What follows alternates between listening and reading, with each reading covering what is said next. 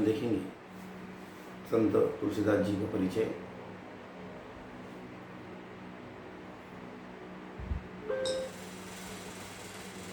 वे जन्म संत तुलसीदास वे जन्म से सरयू पारीन ब्राह्मण थे और उन्हें रामायण के रचयिता वाल्मीकि का अवतार माना जाता है।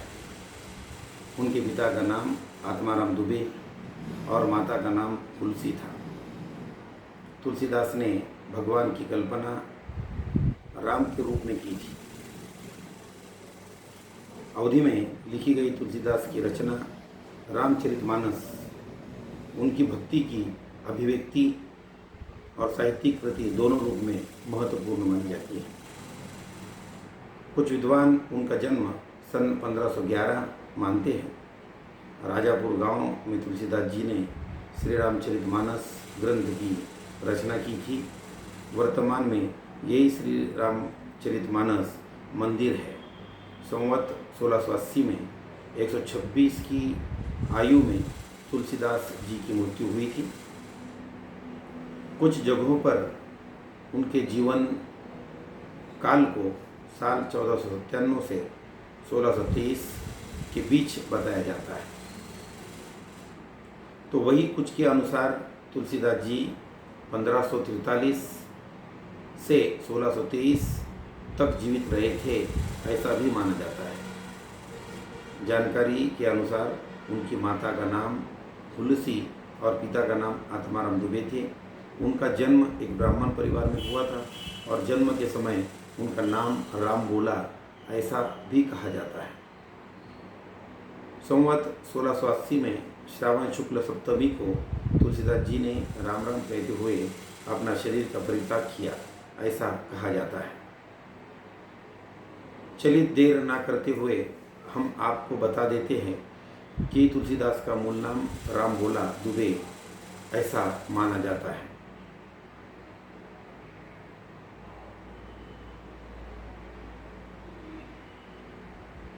सोरो को उत्तर प्रदेश सरकार द्वारा आधिकारिक रूप से तुलसीदास का जन्म स्थान घोषित किया गया था। उनके माता पिता हुलसी और आत्माराम दुबे। अधिकांश स्रोत उन्हें भारद्वाज गोत्र वंश के सनाढ़ ब्राह्मण गोत्र सहित उनको ऐसा कहा जाता है कि स्रोत उन्हें भारद्वाज गोत्र वंश के सनाढ़ ब्राह्मण के रूप में पहचानते हैं। तुलसीदास और सर जॉर्ज ग्रियर्सन उनके जन्म का वर्ष विक्रम 1568-1511 ईस्वी सन माना जाता है।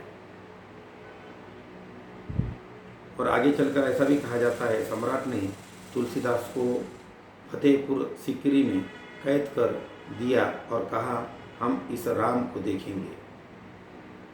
अर्थात उन्होंने कुछ दिनों तक जेल भी अपने जीवन में भोगी है। तुलसीदास ने अकबर के सामने झुकने से इनकार कर दिया और हनुमान की स्तुति में एक छंद हनुमान चालीसा की रचना की और 40 दिनों तक उसका जाप किया। बाद में नरहरिदास एक ब्राह्मण ने उन्हें गोद लिया और उनके शिक्षक, संरक्षक और अभिभावक बन गए। शिक्षा गुरु नरहरिदास की देखभाल और संरक्षण में तुलसीदास ने संस्कृत और हिंदी साहित्य पर मजबूत पकड़ बनाई और 4 वेदों, 6 वेदांगों, ज्योतिष का अध्ययन भी उन्होंने अपने जीवन में किया है। तुलसीदास ने रामचरितमानस की रचना अयोध्या में विक्रम संवत 1631 1574 ईस्वी सन में शुरू की थी। कविता में सटीक तिथि चैत्र महीना के 9वें दिन बताई गई, जो राम का जन्मदिन या रामनवमी है। रामचरितमानस की रचना अयोध्या, वाराणसी और चित्रकूट में की गई थी। नरहरिदास तुलसीदास 1532-1623 के गुरु माने जाते हैं। वृंदा बचपन से ही भगवान विष्णु जी की परम भक्त थी। बड़े ही प्रेम से भगवान की पूजा किया करती थी। जब वह बड़ी हुई तो उनका विवाह राक्षस कुल में दानवराज जलंधर से हो गया। जलंधर सम्र से उत्पन्न हुआ करता था।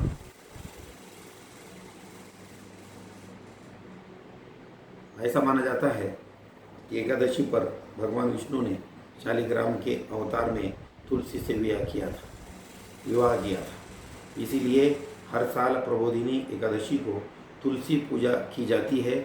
आइए जानते हैं कि वृंदा नाम की राक्षस कन्या कैसे बनी तुलसी और कैसे हुआ विष्णु के शालिग्राम स्वरूप के साथ तुलसी का विवाह। हिंदू धर्म ग्रंथों के अनुसार वृंदा नाम की एक कन्या थी और उनके जीवन यापन के लिए भी कहा जाता है कि तुलसीदास जी स्वाभिमान के साथ एक बहुत ही सरल जीवन व्यतीत करते थे और भगवान राम की भक्ति में लीन रहते थे। वह भीख मांगकर अपना पेट भरते हैं और राम मंदिर में ही सो जाते हैं। अर्थात तुलसीदास के जीवन में एक भक्त का जो जीवन होता है, एक साधु संतों का जो जीवन होता है, उन साधु संतों की तरह वह गाँव में मांगकर अपना पेट भरा करते थे और राम मंदिर में ही अपना जीवन यापन करते थे। क्योंकि साधु संतों का जो जीवन होता है वो समाज के लिए होता है, समाज को कुछ देने के लिए होता है। इस पंक्ति के अनुसार तुलसीदास जी समाज को कुछ देने के लिए उस प्रकार से अपना जीवन व्यतीत किया करते थे और उसी प्रकार से वह अपने जीवन में रामचरितमानस जैसे ग्रंथों को लेकर राम को समझाने का प्रयास तुलसीदास जी ने अपने जीवन में किया है। लेकिन तुलसीदास जी के राम को भी हम इस प्रकार से मानते हैं कि तुलसीदास श्री राम जी को माना करते थे और समाज के सामने राम जी का जो रूप है वो समाज को पूरी तरह से समझाने का काम तुलसीदास ने किया है। गोस्वामी तुलसीदास संत को रामायण के लेखक वाल्मीकि का अवतार भी माना जाता है। तुलसीदास का जन्म, जैसे हमने कहा, सरयू परिन ब्राह्मण थे। उन्हें संस्कृत में लिखे महाकाव्य रामायण लिखा करते थे और तुलसीदास जी के लिए ऐसा कहा जाता है कि उन्हें काशी में शेष सनातन जी के पास वेदाध्ययन के लिए छोड़ गए। यहाँ तुलसीदास जी ने 15 वर्ष वेदांत का अध्ययन किया है। अपने जीवन में वेदों का अध्ययन तुलसीदास जी ने 15 वर्षों तक किया है। यूं ही तुलसीदास जी ने अपने जीवन में रामचरितमानस नहीं लिखा है, ना राम के बारे में कहा है। उन्होंने उसके बारे में पूरा अध्ययन 15 वर्ष अपने जीवन में किया है और वह अध्ययन करने के बाद ही समाज के सामने उन्होंने रामचरितमानस को रखने का पूरा प्रयास किया है।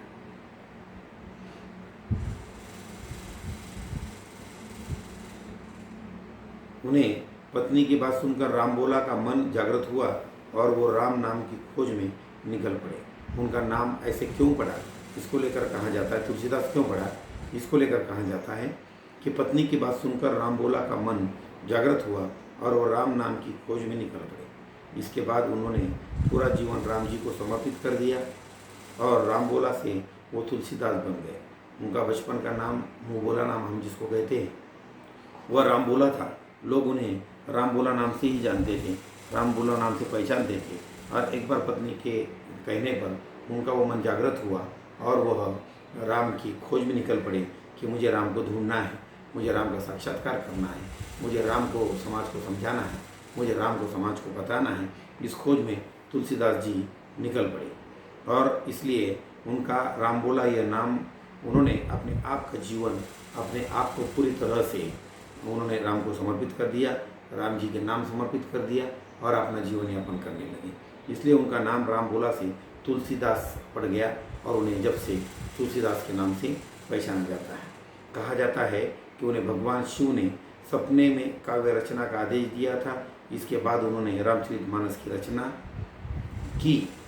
अर्थात तुलसीदास ने जो रामचरितमानस लिखा है वह ऐसा माना जाता है कि भगवान विष्णु जी ने, भगवान शिव जी ने उन्हें सपनों में आकर कहा कि तुम इस काव्य का निर्माण करो, ये काव्य लिखो, ये काव्य इसलिए रचना करो, ये आदेश दिया। और इस आदेश को, इधर आदेश का सम्मान करते हुए तुलसीदास ने इस आदेश के रूप में इस बात को मान लिया और रामचरितमानस लिखने का प्रयास किया और अपने जीवन में यह बड़ा महाकाव्य रामचरित नाम से उन्होंने अपने जीवन में कहा। इसी रचना से तुलसीदास जी को विशेष रूप से ख्याति मिली, साहित्य साबित करने के लिए काफ़ी किया था, जिसके कारण उनके नाम के आगे गोस्वामी उपनाम का भी प्रयोग हम देखते हैं। उन्हें संत तुलसीदास कहने के साथ साथ गोस्वामी तुलसीदास ऐसे भी नाम से तुलसीदास जी को पहचाना जाता है।